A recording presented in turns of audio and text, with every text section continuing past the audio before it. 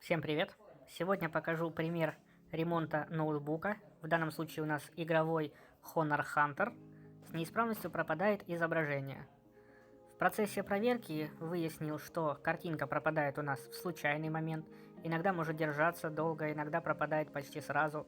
При загрузке, при игре значения не имеет. От температуры небольшая зависимость есть, но так разницы небольшой. Подключил к внешнему монитору, картинка у нас выводится. Попробовал поиграть с настройками, нашел такую интересную закономерность. Если сменить частоту матрицы с 144 Гц на 60, то картинка может появиться, может не появиться, но самое главное это момент. Переключение самого режима влияет на результат. У нас то есть картинка, то нету. Помимо этого, покажу еще процесс сборки и разборки аппарата, обслуживание, замена термопасты, ну и сам ремонт. Со слов владельца ноутбука, за столько лет будет разбираться и что-то в нем делаться впервые. Первым делом перед началом любой операции мы проверим систему на стабильность, степень нагрева и насколько же она в тяжелом состоянии. Как видите, еще до запуска теста процессор уже тротлил, снижал частоту для того, чтобы не перегреваться.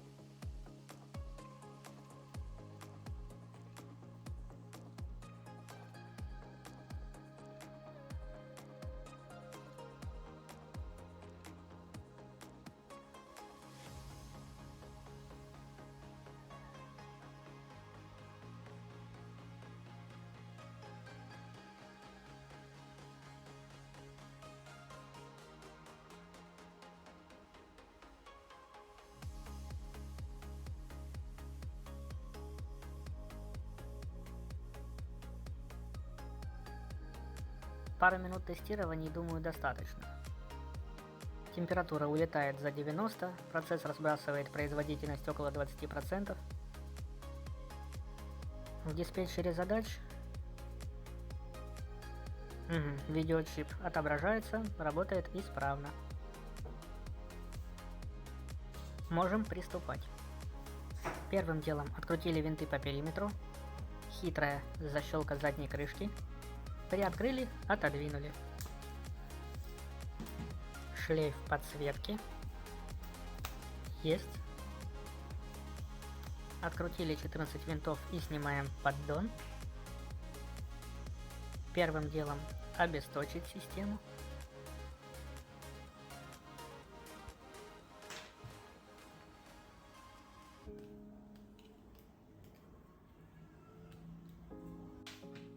Первое и самое подозрительное место – это область коннектора подключения матрицы, потому что компоновка очень плотная, радиатор слишком близко находится и все очень сильно в той части греется.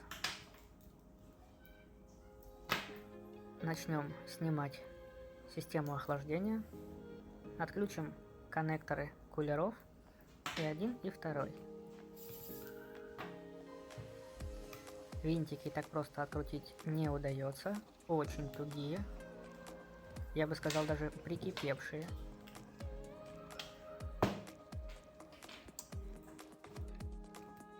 Попробовал несколько разных отверток, открутить не выходит, значит придется прилагать большое усилие. Но чтобы не повредить плату, не прогибая ее и не передавливать, сделаем упор с обратной стороны. Так мы сможем сделать и усилие, и не нанести никакой травмы.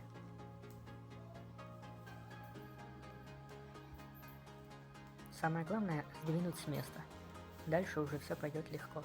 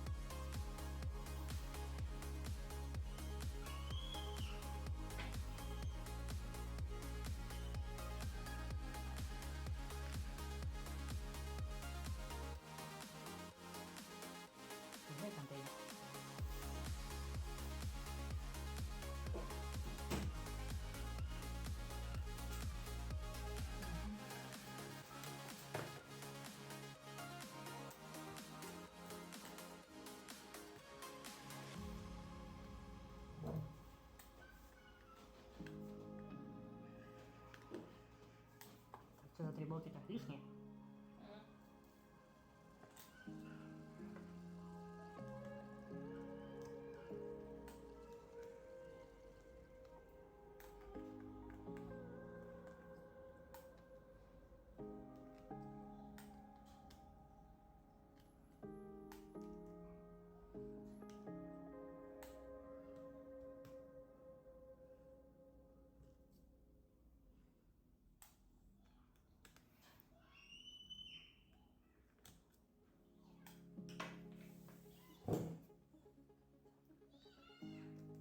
Все винты открутил. Что ж, теперь будем пробовать поднять радиатор, но без каких-либо грубых и резких усилий. Потихонечку расшатываем стороны и легенько, ни капельки ничего не согнув. Иначе медные трубки радиатора очень легко деформируются.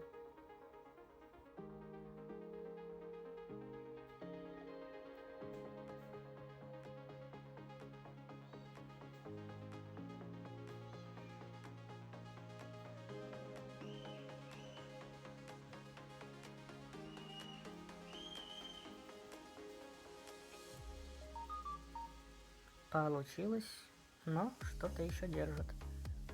Не заметил один винтик в левой нижней части. Под радиатором держит наш кулер. Достать так просто не получается, иначе мы травмируем радиатор. Значит, снимем проклейку.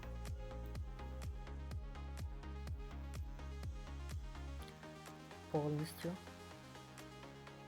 достанем радиатор, а уже после выкрутим оставшийся кулер.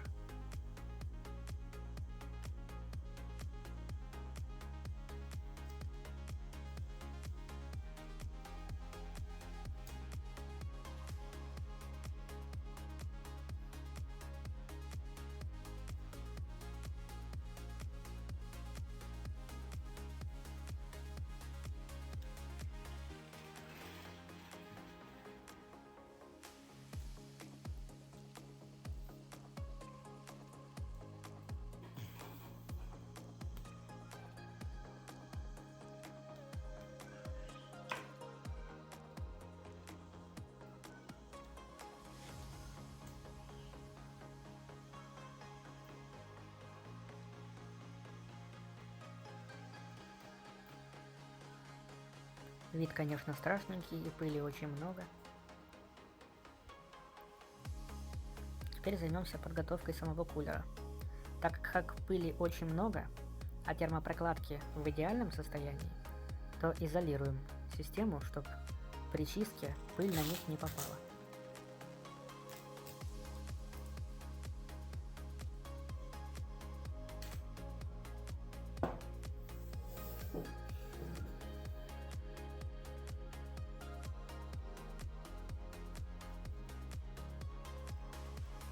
Дальше снимем проклейку уже полностью с обоих.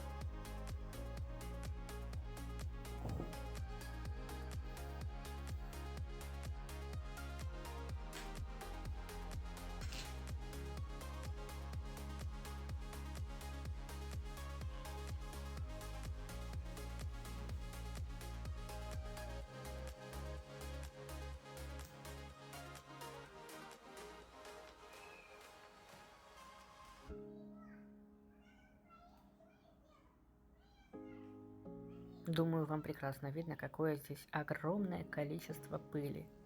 Этот слой, этот валенок просто не дает вообще дышать системе охлаждения. Вот настолько очевидная разница между чистым и грязным кулером. Что ж, доступ к коннектору матрицы у нас полностью есть. К его обвязке тоже. Можно будет переходить на операционный стол под микроскоп.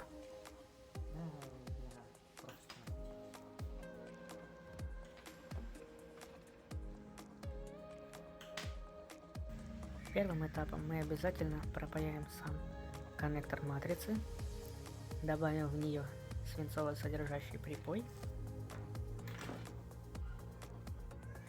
ну а после пройдемся по обвязке, что находится рядом.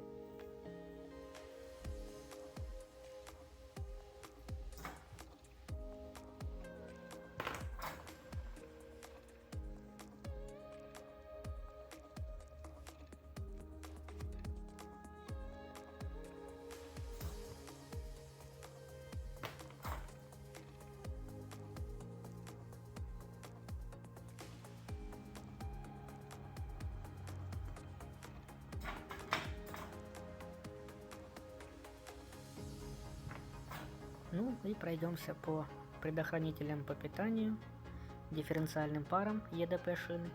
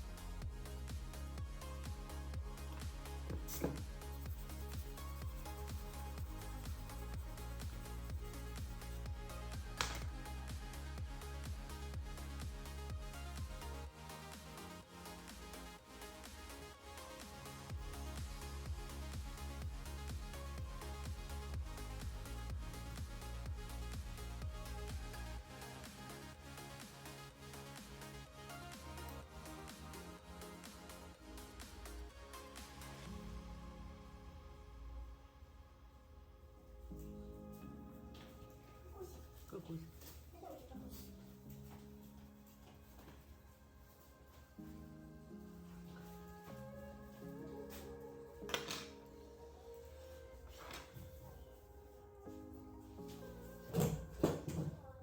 В процессе мне не понравился один резистор на средней части. Проверим его номинал и поставим другой такой же.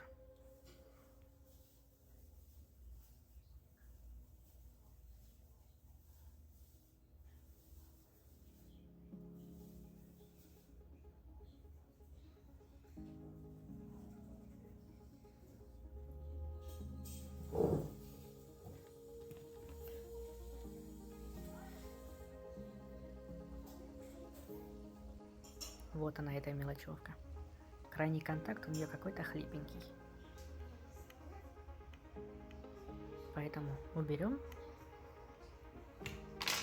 зачистим все и поставим новый.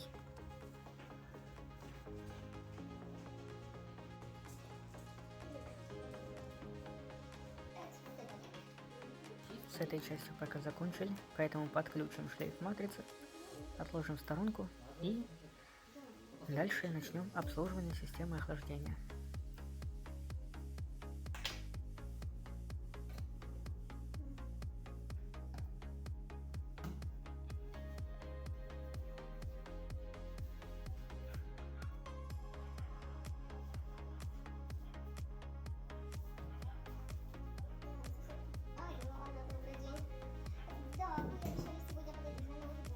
Уберем остатки старой термопасты.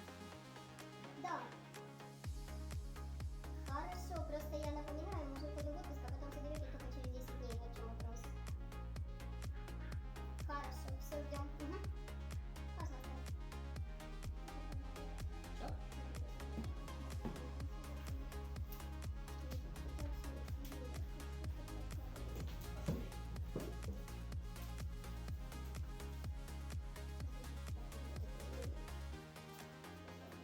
Ну что, попозже?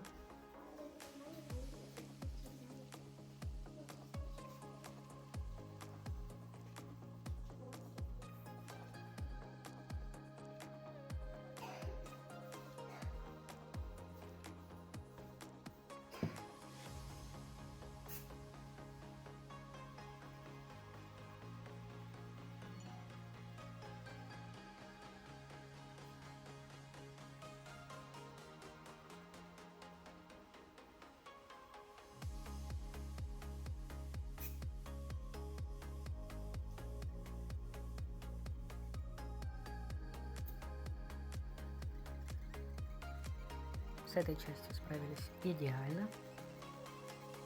Теперь будем наносить новую. Для игровых ноутбуков с крутой видеокартой никаких MX4, как минимум Thermal Grizzly.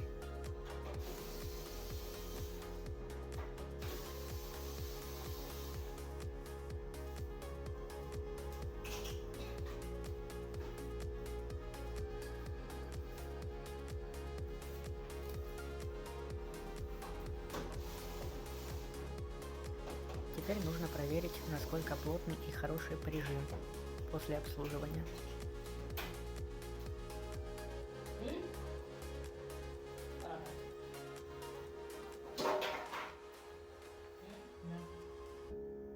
Снимаем также без каких-либо резких движений. Так. Прекрасно. Пятно контакта идеально. Теперь можно собирать в обратном порядке. Ставим на место кулер, один, второй, прикручиваем.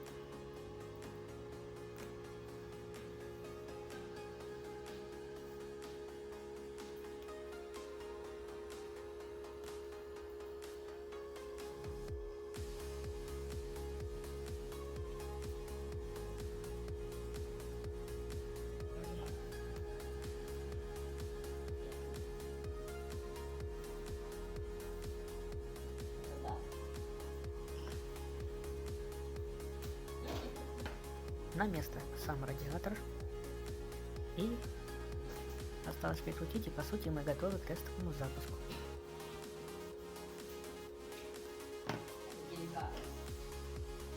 Прикручивание строго в определенном порядке. Для начала просто нажимем, а потом закручивать и затягивать будем согласно нумерации на самом радиаторе.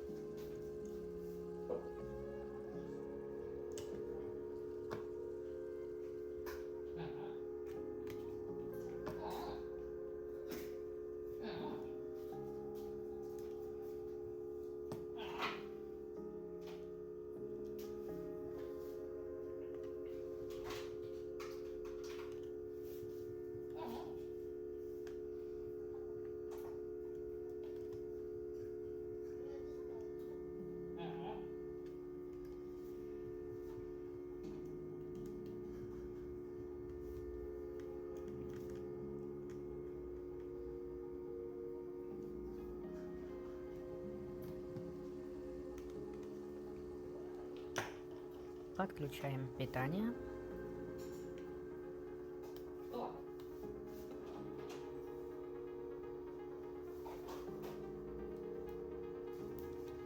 Теперь поведение ноутбука должно измениться. Включаем.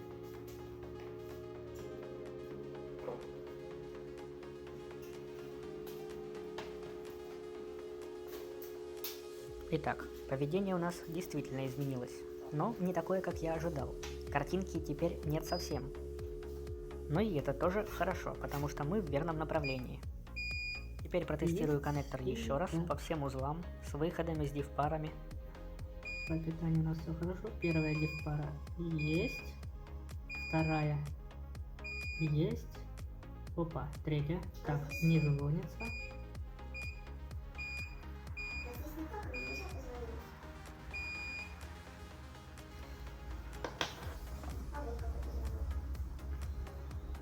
Попытайтесь. Так, подключено.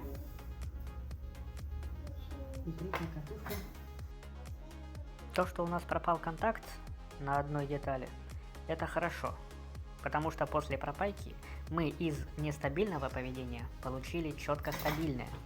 И неважно, стабильно есть контакт, либо стабильно нет контакта, это уже стабильный результат. Не звонится. С него, да? Попробую пропаять, Да, не слышу. ничего не поменялось. Так что теперь поставим мычку на этом выводе и проверим, насколько правильно я рассуждаю.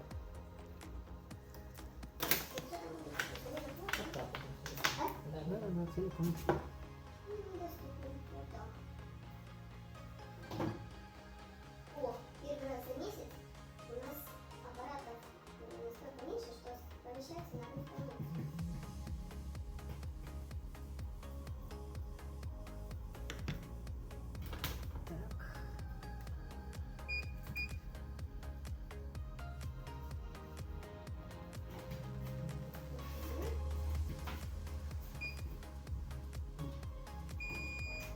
Все хорошо, соединение есть, сигнал теперь будет проходить. Снова собираем, закручиваем. Оставим. 3.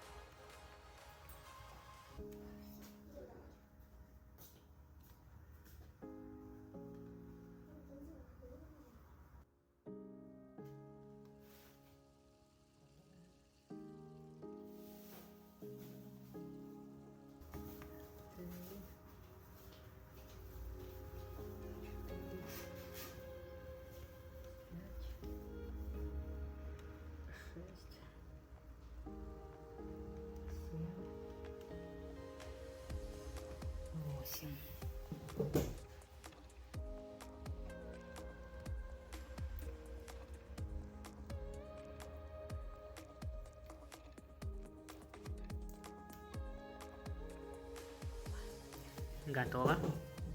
Ну что ж, тестовый запуск.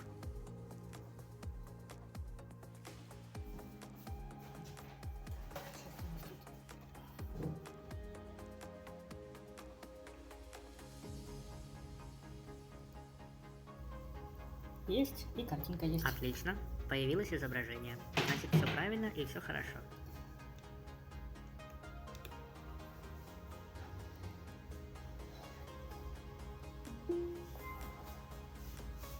Теперь финальная часть. Так как родная проклейка уже вообще не липкая, ее в принципе после снятия нельзя использовать повторно.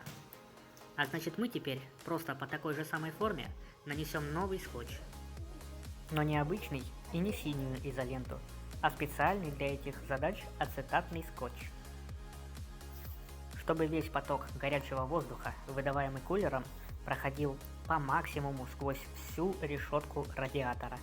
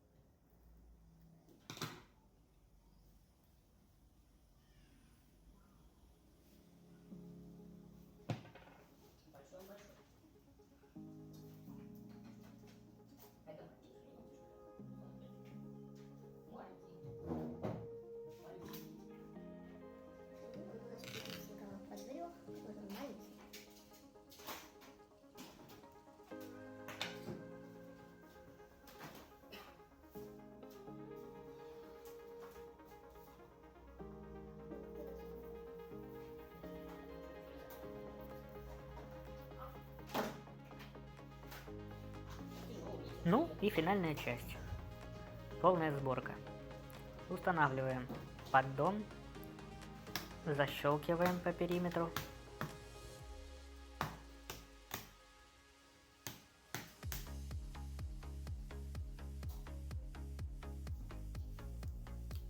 Подключаем шлейф подсветки.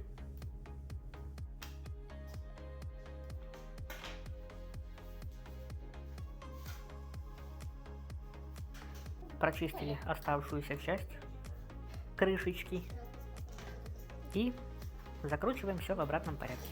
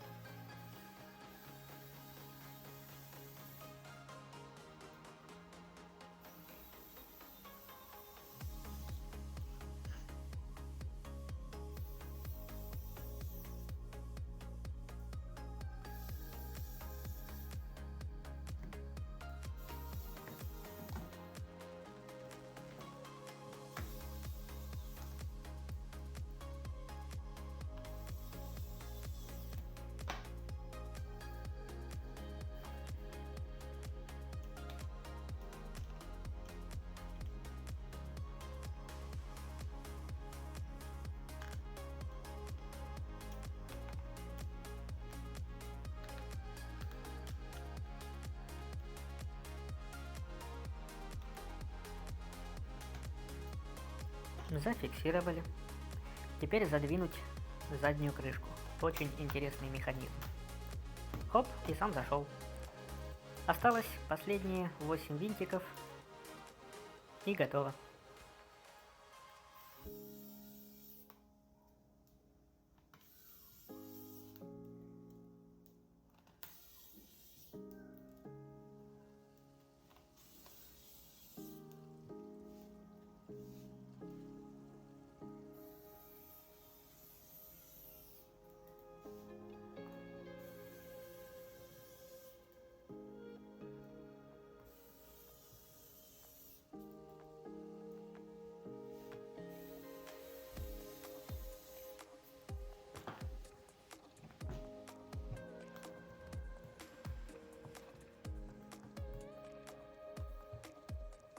Можно включать и проверять.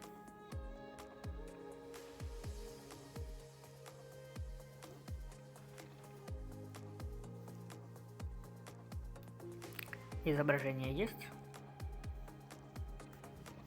Картинка стабильная на всех режимах. Проверим теперь температурное поведение. У нас система 50-60 градусов. Посмотрим на стабильность. Прекрасно. Зелененькая, никакого тротлинга и сброса частоты.